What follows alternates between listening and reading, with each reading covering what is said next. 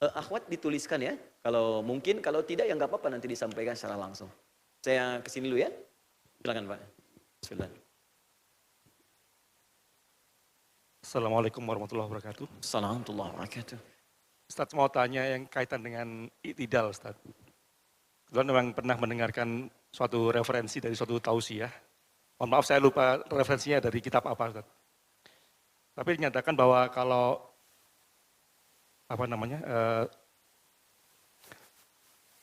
tata cara dalam sholat, sunnahnya kan rukun sholat kan ada meniat, kemudian berdiri, tabatul ikram, kemudian al-fatihah dan seterusnya dengan posisi tangan bersedekap. Ya. Jadi oleh referensi itu dikatakan bahwa sesungguhnya yang dinyatakan berdiri dalam sholat itu adalah tangan bersedekap. Sehingga setelah ruku, i'tidal itu pun harusnya juga tangan kembali bersedekap gitu. Ya. Nah ini yang ingin kami tanyakan, kira-kira apakah memang demikian di saat i'tidal tangan bersedekap kembali atau sebenarnya lepas, bebas saja. Makasih Ustaz. Jazakallah khair, semoga Allah muliakan antum. Dan mungkin ini mewakili sebagian dari pertanyaan teman-teman. Secara singkat, teman-teman sekalian, Ustaz, saat kami beri'tidal sami Allahu liman hamidah, tangan mengangkat, apakah kemudian disimpan di dada kembali? Seperti takbiratul ihram? Ataukah irsal? Irsal itu diletakkan ke bawah begini. Ya. Sami Allahu liman hamidah, ada yang ke sini tangannya. Baik, Rabbana wa lakal hamd. Sami Allahu liman hamidah, ada yang ke sini. Pangkal persoalannya, betul seperti apa yang Bapak sampaikan tadi, di hadis riwayat An-Nasai, nomor hadis 888 sampai 889. Ada hadis yang umum sifatnya. Karena Rasulullah sallallahu alaihi wasallam, idza kana qa'iman fis shalah, adalah Rasulullah sallallahu alaihi wasallam jika berdiri dalam salatnya, tawadha'a yadahul yumna 'alal yusra, maka beliau meletakkan yang telapak kanan di kirinya, diletakkan kemudian di dadanya, ala sadrihi. Idza kana qa'iman fis shalah, jika beliau berdiri dalam salatnya. Nah, ditafsirkanlah pada bagian yang pertama, golongan pertama, berdiri itu kan berarti umum, semua berdiri. Takbiratul ihram, berdiri. Allahu Akbar. Sampai iftitah atau istiftah, al-fatihah, sampai rukuk. Nah, i'tidal kan berdiri juga. Sami Allahu liman hamidah. Maka golongan pertama memaknai kalimat Nabi ini umum untuk semua berdiri termasuk i'tidal. Begitu sami Allahu liman hamidah, tangan dikembalikan ke sini. Bagaimana posisinya? Fokus. Posisinya adalah telapak yang kanan, ada 3. Ditempelkan di punggung yang kiri, di bagian pertama. Tahan. Yang kedua, bisa pergelangan bertemu dengan pergelangan di sini. Ya. Bisa begini, bisa pergelangan bertemu dengan pergelangan. Tapi maaf ya, langsung tidak diukur dulu. Allah.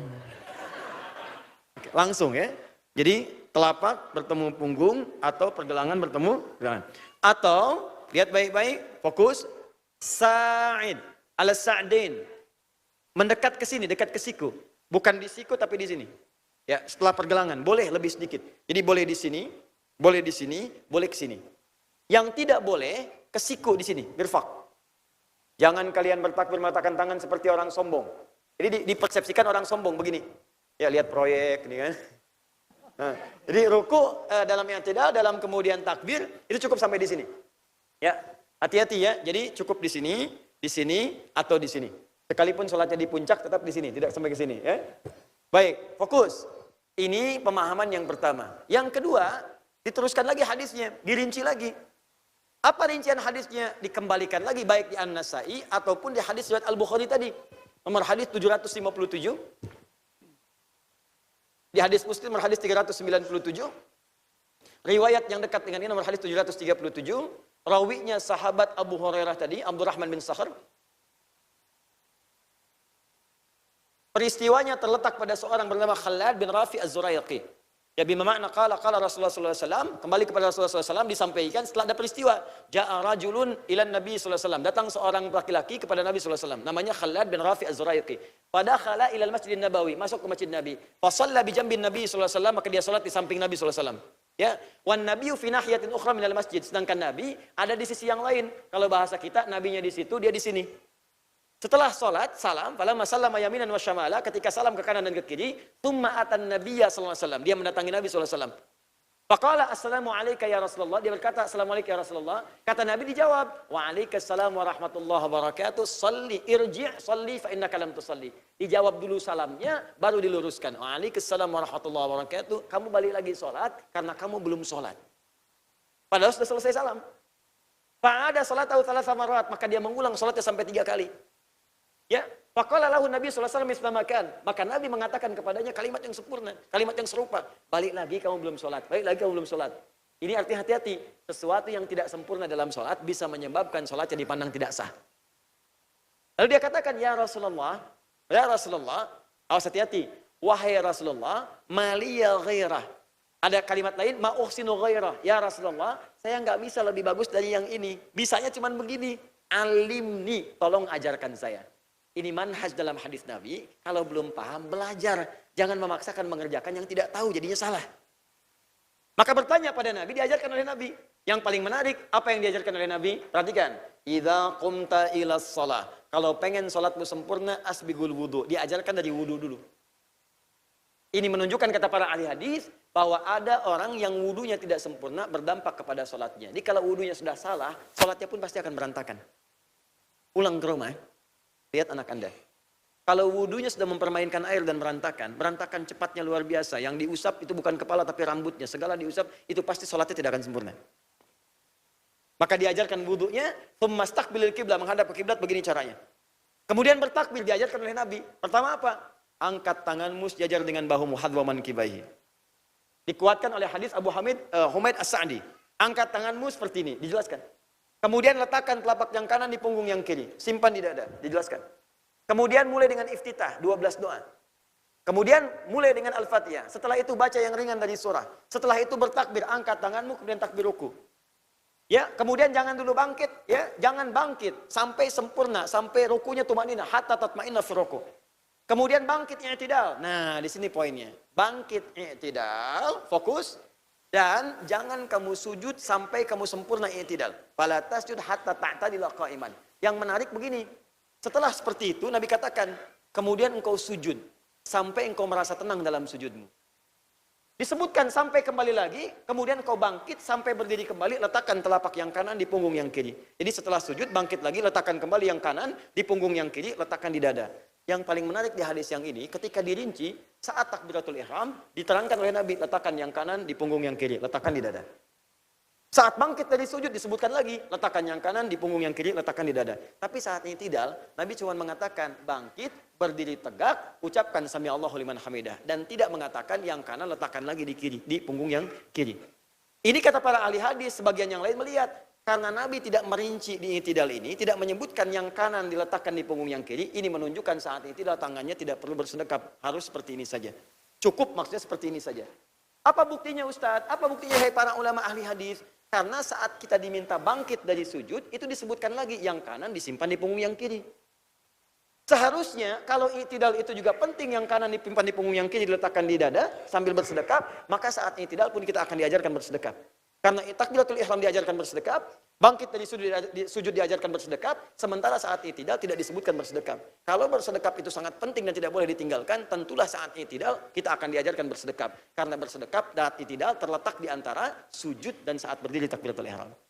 Maka yang kedua mengatakan, maka lakukanlah dengan mursal, tidak perlu telapak tangannya disimpan di dada.